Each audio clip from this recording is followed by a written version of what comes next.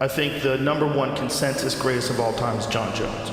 I just don't know how any of you don't see that this guy's the greatest fighter in the history of people fighting. Jon Jones is extremely talented, but he's also extremely tough. People have no idea how tough he is, man. I've trained with him. I've seen him like going through the grind. He's so freaking tough. It's really tough to argue that he's not the greatest of all time. As long as he's active, he's the pound for pound best fighter in the world. Yeah, I think Jon's a conqueror. I think he is. I think he can't sit back. He's the best of all time. No one can say the opposite of that. He's the best. Hello. I have one question for you. Who's the greatest of all time?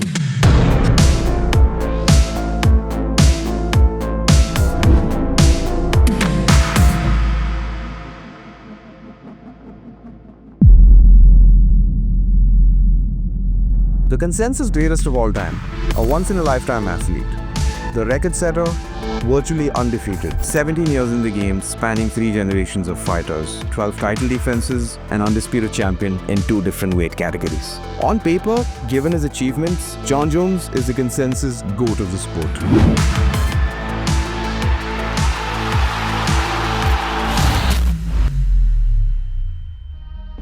Are you a good guy trying to be bad, or are you a bad guy trying to be good? That's a good question. I think I am a bad guy that's trying to be good. You know, it really shouldn't matter what someone does in their personal lives, but it does.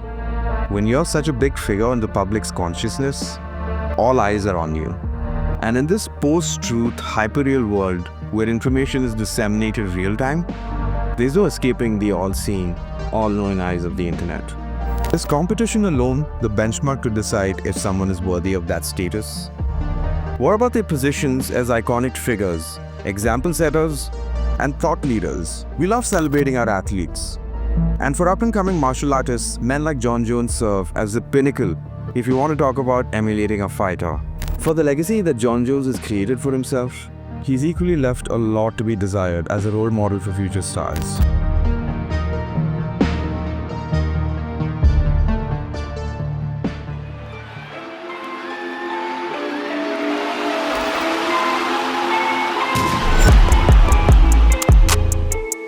Sure, who doesn't like a bad boy?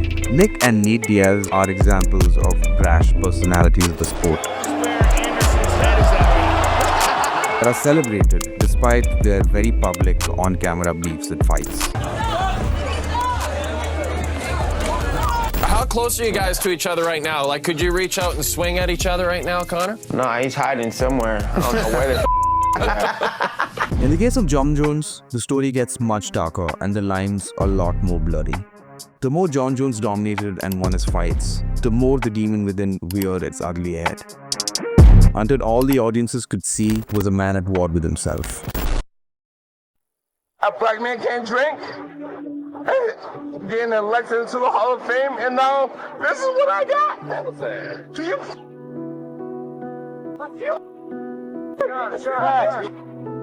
You have anything in your pockets, man? What did I do? Is this your What did I do? The other prison officers, I hate you. I hate you. No, please don't. Perhaps company president Dana White unwittingly created a monster he didn't intend to. Dana White was willing to stand in the line of fire to protect his star athlete if it meant selling out pay-per-views. The ugliness was no more apparent in the last 2 years of Jon Jones with the company, where he refused to unify the heavyweight titles with Englishman Tom Aspinall.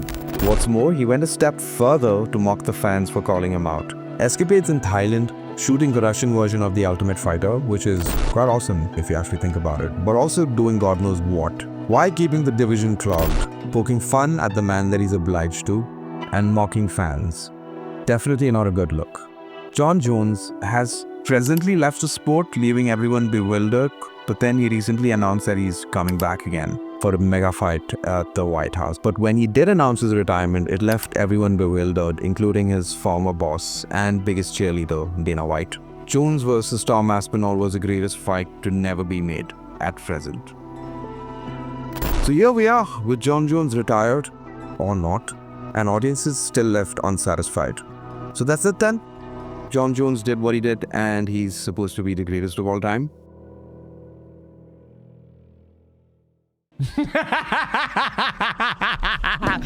Oh shit, here we go. But are you Gucci belt or Jiu-Jitsu belt? Jiu-Jitsu belt. I don't have black belt, but I have gold belt. How you doing? What's up? What's up? What's up, man? Hope you enjoy. Give me your money.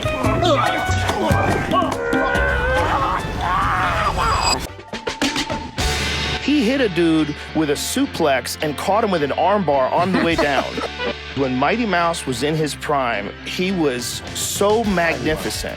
He was so fast, and he was doing things that you couldn't believe how he could do. 8 years in the UFC, 11 title defenses. Not just that, the 2-time One Championship flyweight champion with a title defense to cap it off. What's more, no prior arrests, no steroid controversy, no ducking opponents, just a clean record and a dominant legacy. You can say that Demetrius Johnson single-handedly carried the division on his shoulders for a while. The flyweight division is notorious for having abysmally low viewership numbers, despite being one of the more action-filled weight classes. In a nutshell, audiences just didn't take the flyweight division seriously, unless DJ was fighting, of course. You can't look away from the finesse and technical superiority of Mighty Mouse performing art inside the octagon. What's more, he's never ducked an opponent. Mighty Mouse is a man of business. If he's competing, he's doing it at the highest levels.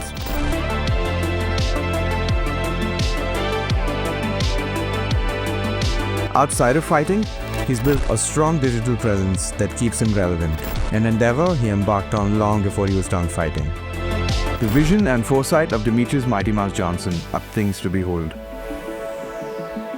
To put it simply, with each performance, DJ inspired confidence in the audience's mind.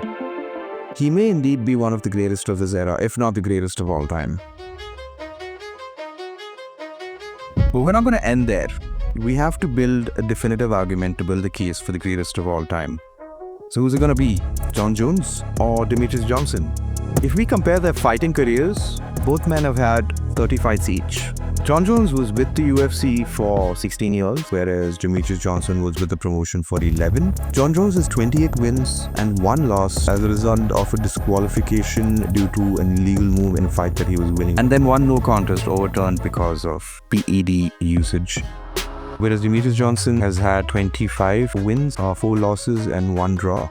Again, if you're talking about how clean their fighting careers were, Jon Jones popped thrice for PEDs. Demetrius Johnson did not pop anytime. Their willingness to take on all contenders. Most recently, Jon Jones refused to entertain Tom Aspinall for a title unification bout. Kept him waiting for close to 2 years. Made Tom Aspinall defend his interim title once against Curtis Blades.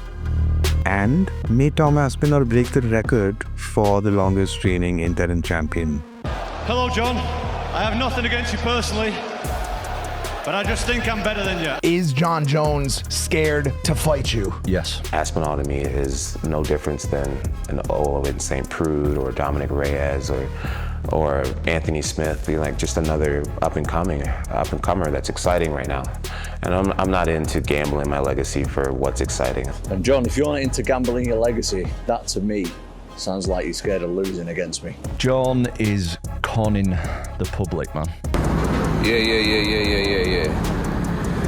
I'm over here sipping on coconut, talking about when you gonna fight.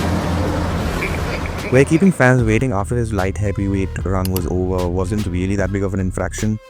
Him keeping Aspinall waiting and doing everything except entertain a fight and unify the titles, that is clear gatekeeping in my eyes.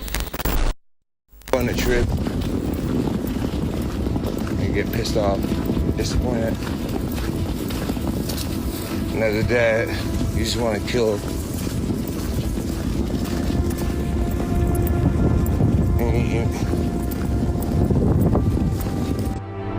What about their image outside fighting? Well, if you've been sleeping under a rock, you know that Jon Jones does not have a very clean record or a clean image. whereas DJ's is squeaky clean. If you look at the nature of their retirement, Demetrius Johnson had a very grand one where he walked away from the sport as a celebrated figure. Whereas Jon Jones' retirement had to be announced by Dana White at the UFC Baku press conference. Jon Jones called us last night and retired. Jon Jones is officially retired.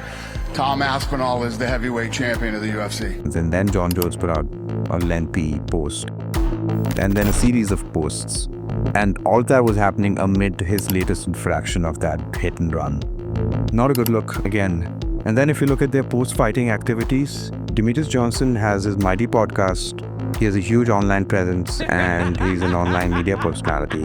Whereas Jon Jones, he's doing interesting things also. He has had acting gigs. He recently appeared in La Cage, which is a French movie on mixed martial art. I'm Jon Jones. He's playing a Navy SEAL in an upcoming film. Apart from that, he is co-owning Dirty Boxing Championship alongside Mike Perry. He's becoming a bare-knuckle promoter, much like Conor McGregor.